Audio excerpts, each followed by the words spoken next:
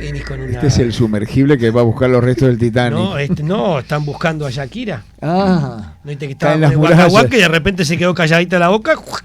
¿Qué pasó? ¿Desapareció Shakira? Cambió la cosa. Señor Jorge Bumia, bienvenido. ¿Qué tal? Un placer. Era Nuestro como experto en misterios. Muchísimas gracias, muchísimo gusto estar nuevamente por acá. Y era para poner un poco de ambientación en dónde va a iniciarse y desarrollarse el asunto, sí. Y después ese cambio, porque las historias que vamos a compartir no van a ser los mejores goles ni las jugadas del campeonato del Mundial de 2010 ni posteriores, sino de otros asuntos, pero que involucran a futbolistas. Ah, mira. Porque a ver. Lo que hablábamos hoy, fuera de cámaras y eso, que los misterios y las anomalías se presentan en cualquier lugar y a cualquier hora. Por ejemplo, en una cancha de fútbol.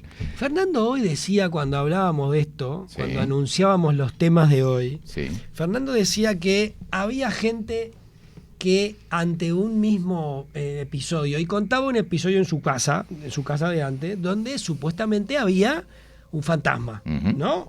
Algo sucedía. Que se y movía. Alguien de su familia sí. sentía ruidos, ¿no? Sentía desplazamientos. Y él jamás sintió absolutamente jamás nada. Entonces dice, bueno, lo atribuimos a que hay gente que está más susceptible. Es más perceptiva. ¿No? O vaya uno a saber por qué ante un mismo fenómeno unos lo ven y otros no lo ven. Esto que vos vas a contar, ¿habrá gente que en esa cancha de fútbol vio y hay gente que no?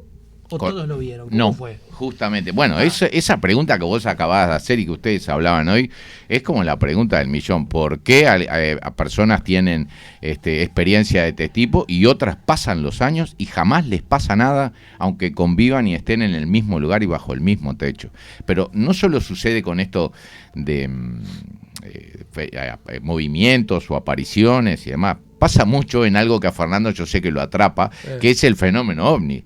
Está repleto de incidencias de personas que están juntas en un lugar y estamos nosotros tres y de repente Fernando y yo no vemos nada y vos, Esteban, desesperado diciéndonos, pero eso que está ahí, ¿cómo puede ser que no lo vean?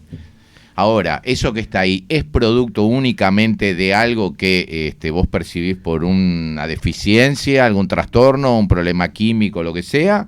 ¿O es que efectivamente algo está sucediendo ahí que solo vos lo captás por algo extraño? Mirá, vamos a traer algo de la realidad, de la actualidad, perdón, mejor dicho. Vamos a traer algo de la actualidad, que quizás lo nombraron, pero si no lo vieron por ahí en algún lugar.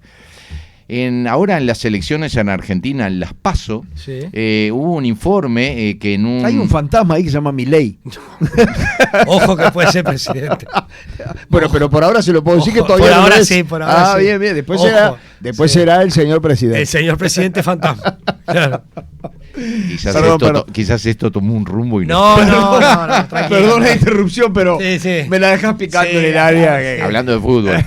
Claro. Bueno, salió un informe que fue repetido en muchos portales en una mesa, una señora que se presentó y que le tomaron los datos, ingresó a la mesa. Y nunca salió. Exactamente. Pará, terminen de contar la historia. Ahí va. Fernando, si querés contarlo. No, entró a votar, esperaban que saliera, nunca salió. Del cuarto secreto. Y cuando entraron la señora no estaba. Exacto, las personas de la mesa, cuando la señora demoraba, empezaron a inquietarse y se comentaron unos a otros, no sale la señora. No sale la señora, le pasó algo.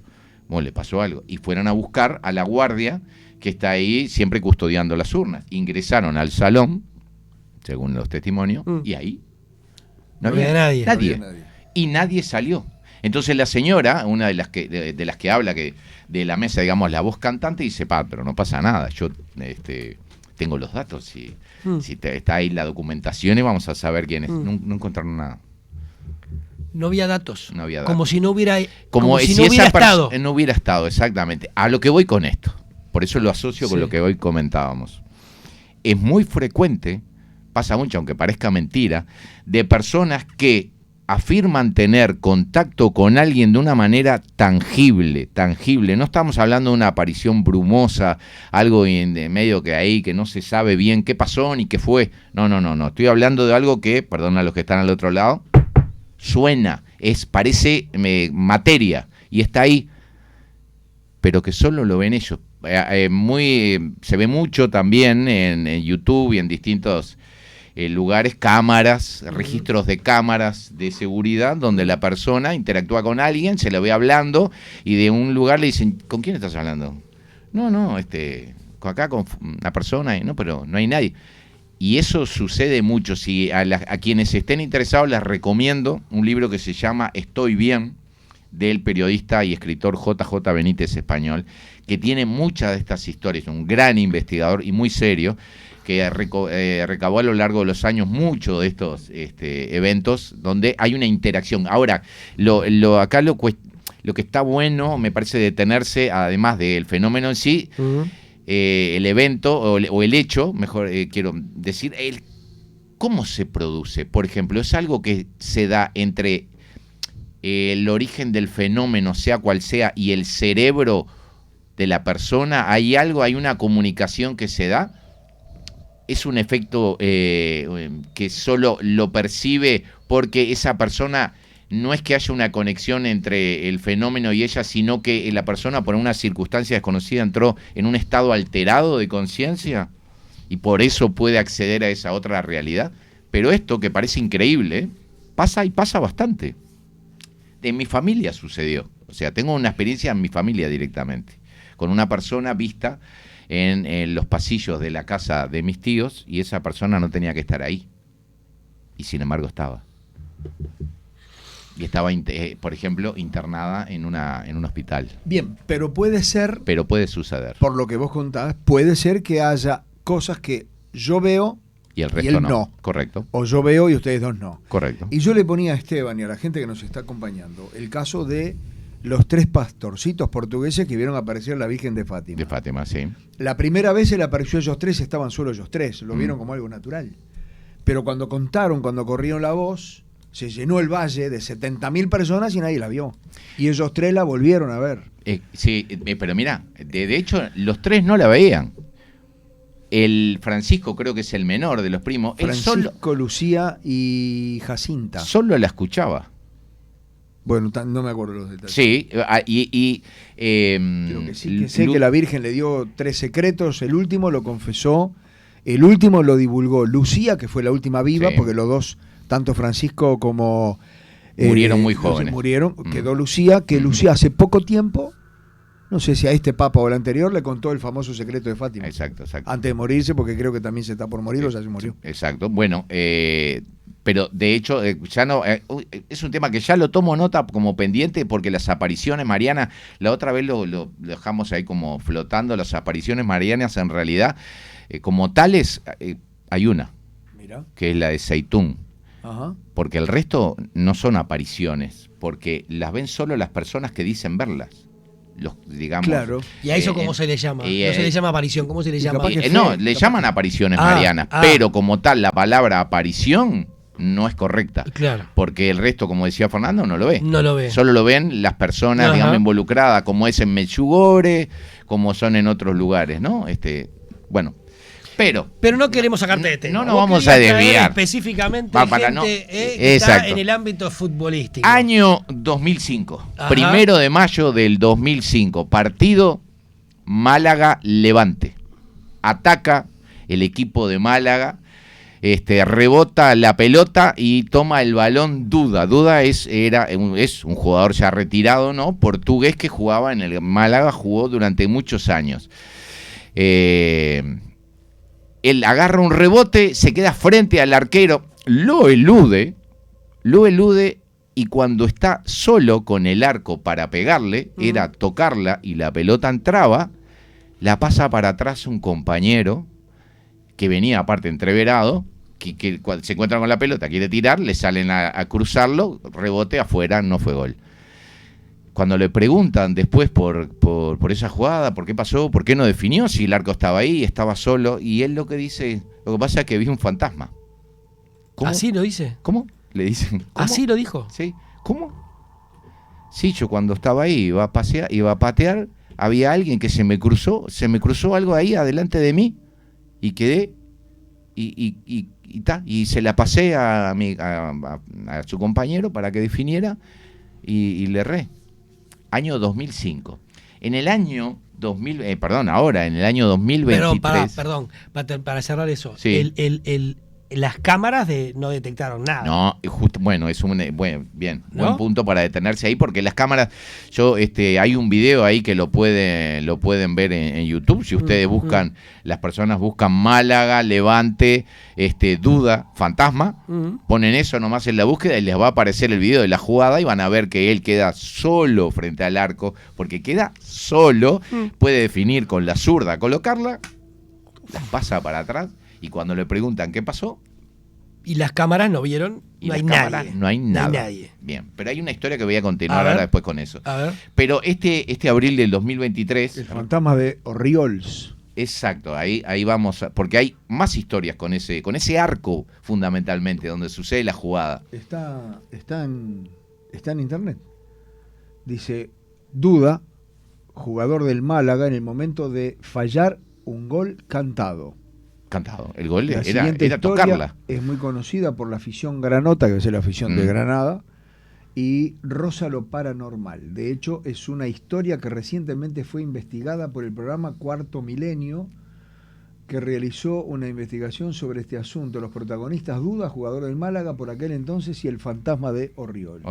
Bien, en el programa El Larguero, en abril del 2023, hablando de otras cosas, del Málaga y demás, le traen a la memoria esa jugada. Y si les parece, lo escuchamos, porque ¿quién mejor él para contarlo? A ver. Se lo voy a contar porque ellos igual ni lo saben. Se lo voy a contar porque ellos igual ni lo saben, lo del Levante. Pero luego, pues de un gol que se dribla al portero en el campo del Levante con el Málaga, que además ganaron, Sí. y de repente, en lugar de empujarla para meter gol, se la quiere dar a Miguel Ángel, a un compañero que estaba en peor posición y la falla.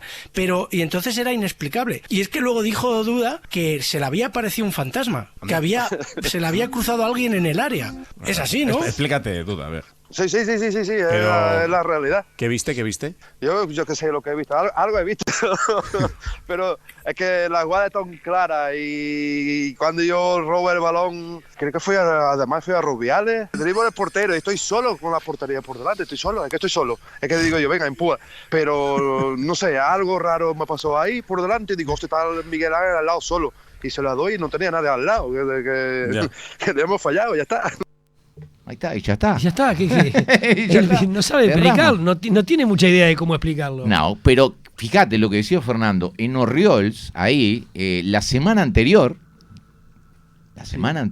el jardinero que estaba arreglando el campo, preparándolo para los partidos y demás, llama a la policía porque cuando estaba haciendo el trabajo ve que en ese arco está paseando una persona que no tenía que estar ahí porque ahí no estaba permitido el ingreso. Se va, llama a la policía para que venga. Cuando vuelve y llega la policía, no hay nadie. Ni en la cancha, ni en el estadio, ni en ningún lugar. Pero lo interesante es que en ese arco, propiamente dicho, es donde hay por lo menos 5 personas cuyas cenizas han sido depositadas ahí, atrás de ese arco, porque hinchas del Levante, porque tuvieron un accidente, 4 de ellos acompañando al equipo, por ejemplo, tuvieron un accidente, fallecieron y las cenizas fueron depositadas allí. Y antes de ese 2005, antes del 2002, otra persona también muy hincha del equipo, sus cenizas estaban puestas en ese lugar. Entonces la gente asocia, o el popular, digamos, o los comentarios, a que allí, en definitiva, quien está cuidando ese arco son esos hinchas del Levante. ¿Sabes dónde hay cenizas de personas fallecidas? Dígame. En el campeón del siglo. Ajá. Debajo de la cancha. ¿Debajo de la cancha? Debajo del césped. Nosotros hicimos con una empresa que trabaja en nuestro medio un documental sobre la construcción del estadio de Peñarol. Y íbamos, yo no, pero iba la gente de la productora todas las semanas al campeón del siglo, desde el día en que se puso la piedra fundamental. O sea, no había nada, había una piedra. Iban todas las semanas, y cada vez que iban y se enteraban de algo novedoso, informaban, así íbamos todos, para cubrir, hacer notas, entrevistas, bla, bla, bla. Y hubo una época en que los hinchas de Peñarol, que tenían papás, mamás, abuelos, tíos, muy fanáticos y cuyo último deseo era que sus cenizas descansaran en tal lado vinculado con el Manja, las iban a tirar en la cancha cuando todavía era tierra, ¿no? Si las excavadoras estaban trabajando. Es más, en el documental hay una parte de un periodista muy conocido, Luis Prats, escritor él también, que llega hasta allí a tirar las cenizas de su papá, por ejemplo. Uno de los tantos, hay muchos. Ahora, Jorge, ese tipo de cosas, ¿por qué trajiste? ¿Por qué? Eso. Porque generalmente en muchos eventos las personas tienden a asociarlo con cosas de la muerte. Con cosas de la muerte y que pasan en lugares oscuros y... Pero esta gente que vos es- dijiste que hizo una investigación sobre ese episodio, que descubrieron Nada, algo. nada, no, acá todo queda después en hipótesis. En testimonios. En testimonio, Nada. que porque como vos bien mencionabas, en las imágenes no se aprecia nada. Nada. Lo que se ve es que el hombre llega hasta ahí y justamente le hace honor al apodo Duda, queda parado ahí, la pasa para atrás y el gol se pierde. Cuando el arco estaba ahí, como dice él mismo, era tocarla.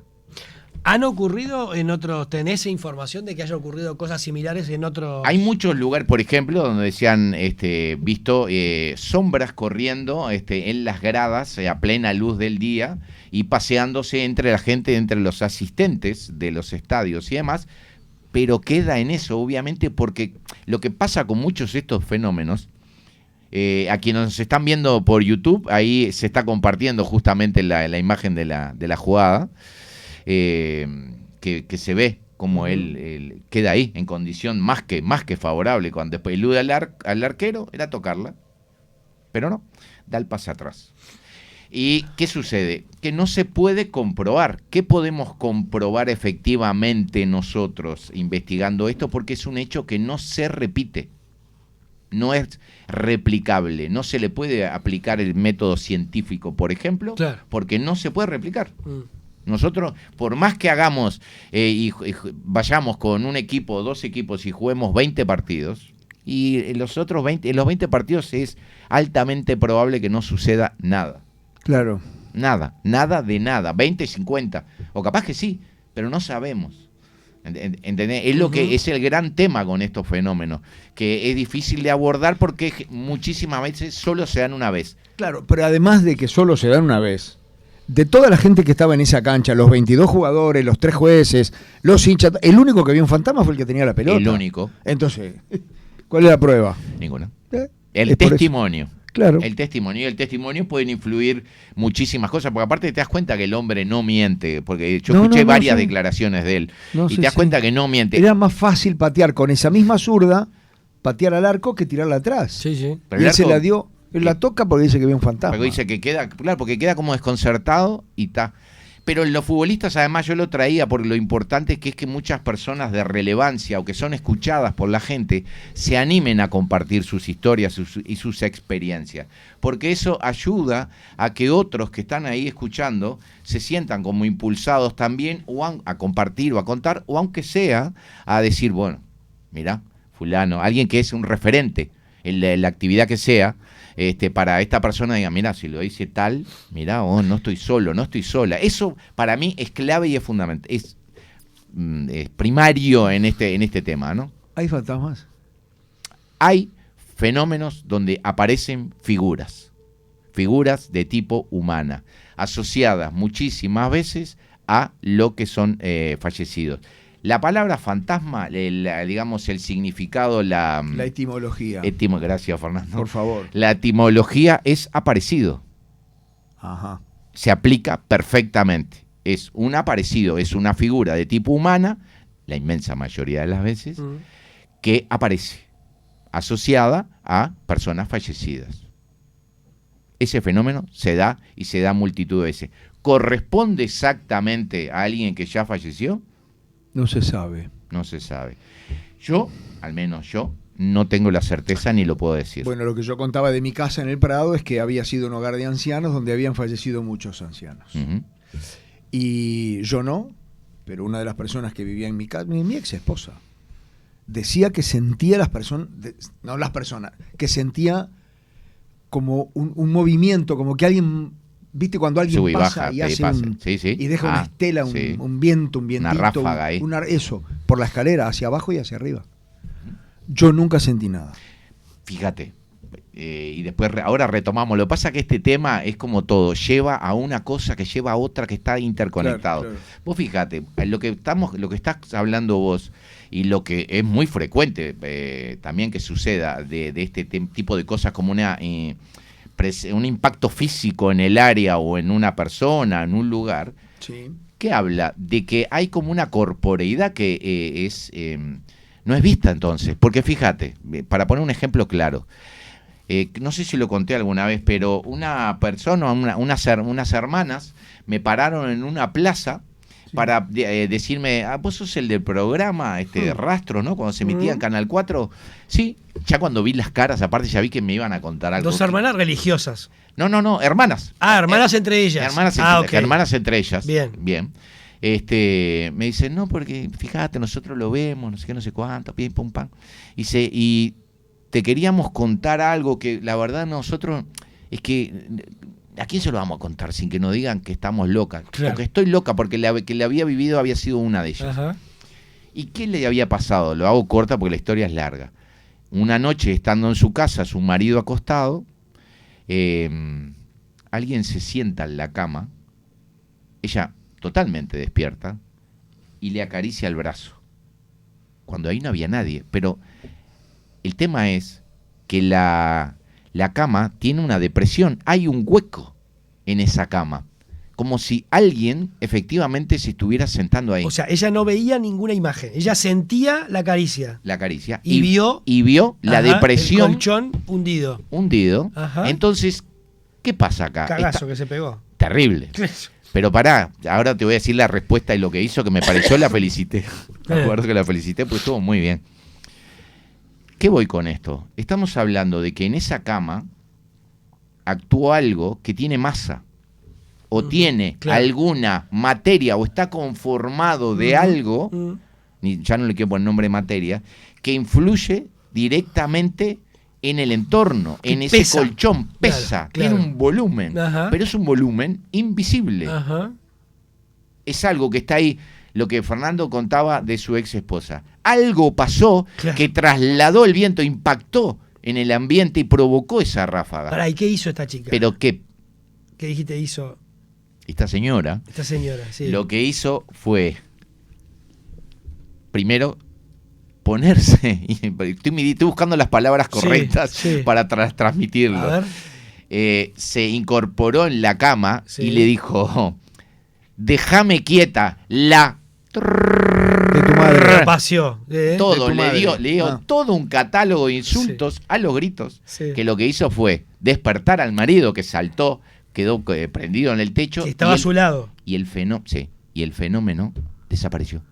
La depresión, el colchón volvió a quedar como antes, liso, a la misma altura que el resto, no había nada sentado ahí. Entonces mi gran pregunta siempre en estas cosas, lo mismo es cuando, por ejemplo, vemos tantas y tantas, y es algo múltiples ocasiones registradas, que los objetos se mueven, las cosas, las puertas se abren, las perillas se suben y como se en bajan. las películas de terror.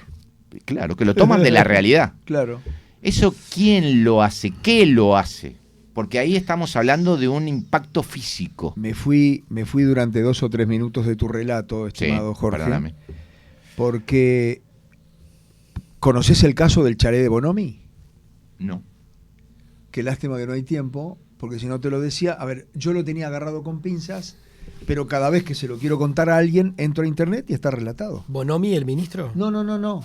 Por eso, capaz que... No. El chalet de Bonomi, de la zona de Aparicio, Sarabia y Burgues, donde 3 argentinos fueron asesinados. Y dice la gente que sigue escuchando gritos y ruidos de pala, dice que fueron asesinados y enterrados ahí. Sí. Y dicen los vecinos, no sé si hoy, pero el cuento es que el vecindario escuchaba permanentemente gritos, cadenas que se arrastraban y ruidos de pico y de pala. Como si alguien de abajo quisiera... Bueno, en la Casa del Águila, ahí en la zona de jardines del hipódromo, yo tuve la oportunidad de... Hay una historia que es muy contada y repetida, aparece en múltiples portales, muchos portales y demás, que cuentan de que el Águila, una vez en una noche tormentosa, los policías que habían sido llamados a ese lugar porque los vecinos decían que había ruidos, golpes y etcétera, los policías dicen, pusieron en el reporte que cuando se iban, de repente sienten un golpe tremendo y cuando se dan vuelta el águila se había estrellado contra el piso y estaba hecha añicos. Pusieron eso en el libro de eventos, de sucesos del día y bueno, en definitiva fueron puestos bajo arresto porque se les había acusado de estar borrachos en el trabajo porque el águila el otro día, todos los demás compañeros y eso vieron cómo está hoy, perfectamente en su sitio, arriba en el tope de la casa, ¿verdad? Bueno, en esa casa que yo pude hablar con policías, siempre está bueno ir a la fuente, incluso con compañeros de esa época, la década del 70, de estos efectivos, me confirmaron que efectivamente había sido así, que ellos juraban de que habían visto que el águila se había caído, que estaba en el piso, que fueron puestos bajo arresto y que le habían dicho que estaban borrachos y que ellos decían que no tomaban nada y perjuraban de que la situación había sido esa. Hablando, porque una de las cosas que hice además fue ir a la zona y hablar con vecinos de ahí que me decían, como contaba Fernando, que cada tanto periódicamente todavía se podían escuchar y más de una ocasión habían escuchado gritos y ruidos de ahí adentro. Por eso hoy, y de hace un tiempo, la Casa del Águila está cercada porque muchas personas han querido meterse ahí para investigar si algo sucede. Jorge, ¿qué explicación puede haber para todos esos fenómenos? O por lo menos, si no hay una explicación, ¿cuál es tu hipótesis habiendo investigado tanto como has investigado? Yo me inclino cuando no hay nadie, porque acá hay un diferencial, cuando no hay nadie y sucede en eventos, no hay nadie que habite una casa como esto, por ejemplo, que está abandonado. Cuando no hay nadie, evidentemente en los registros, lo que indicaría que hay un evento que se repite una y otra vez como una película que se reproduce, se rebobina y se vuelve a dar. Se rebobina, se reproduce y va para atrás. Y eso pareciera que ese evento una y otra vez se da. Y se escucha y las personas lo pueden ver y demás. Eso que incluso además pareciese que se activa cuando hay obras en una casa, para mí es una hipótesis plenamente valedera. ¿Qué hay atrás de eso? Porque en definitiva, ¿cómo una energía de un recuerdo puede quedar impregnada en un ladrillo? ¿Cómo? ¿Cómo es eso? Tenemos 3 minutos. Bien, a lo que voy con esta hipótesis que me parece sumamente interesante es, la hipótesis lo que dice es que cuando hay un evento en una casa, por ejemplo, acá en esta radio, en este estudio, para ponerlo, un día X sucedió un hecho de sangre trágico con desenlace fatal, de una persona muere de una manera violenta. Aquí no vive más nadie, queda abandonado por un tiempo y demás. Un día vienen ustedes dos y dicen, mirá, bueno, vamos a empezar a vivir acá, bien, no pasa nada, no sucede nada y está todo bien. Pero en una ocasión alguien le sugiere hacer reformas. Y dicen, bueno, vamos a tirar las paredes y vamos a hacer cosas. A partir de que tiran esas paredes, empiezan a pasar los fenómenos. Como si en esos ladrillos hubiera una memoria instalada que se dispara cuando se hacen las obras. Y estoy seguro que hay muchas, vamos a bajar un poquito, para no ser tan pedantes siquiera, pero estoy seguro que hay varias personas que nos están escuchando. ¿Qué les pasó? Que les pasó o les pasa, y que tienen este asunto claro. Bueno, ¿qué provoca? ¿Por qué un evento pareciera como que se impregna ahí? No lo sé. En mi casa hubo muchos arreglos y el principal y el más, no sé cómo llamarlo, cómo calificarlo por los vecinos, fue un sótano que no se usaba porque se inundaba. Y yo recuerdo que el primer día que fui a ver la casa, la recorrí toda y abrí una puerta que daba al sótano y escuché, hecho de las películas de terror tal cual, una gota que caía que hacía pic, pic, pic. Nunca entré ahí. ¿Nunca bajaste? Jamás bajé. Y cuando los constructores y albañiles y todos llegaron a mi casa, lo primero que les pedí fue que me sellaran el sótano. Y lo sellaron. O sea, nunca supe qué había ahí adentro, nunca entré, pero a partir de ahí, como dice Jorge, es que alguien empezó a sentir que había como energías extrañas adentro de la casa. Como cosas que se movían. Eso se Yo da no y se da mucho. no creo nada de eso hasta que no lo vea. Me pasa lo mismo que con los Me hombres. parece muy bien. O con los extraterrestres. El día que me digan, Vilar, vos sos Vilar, vení conmigo. Y me den una mano con unos dedos largos, ¿viste? Ahí sí. Pero si no, ahora, respeto y le doy chance a todo el mundo que me cuente lo que vive y se lo creo, porque me parece que esto es de cada uno.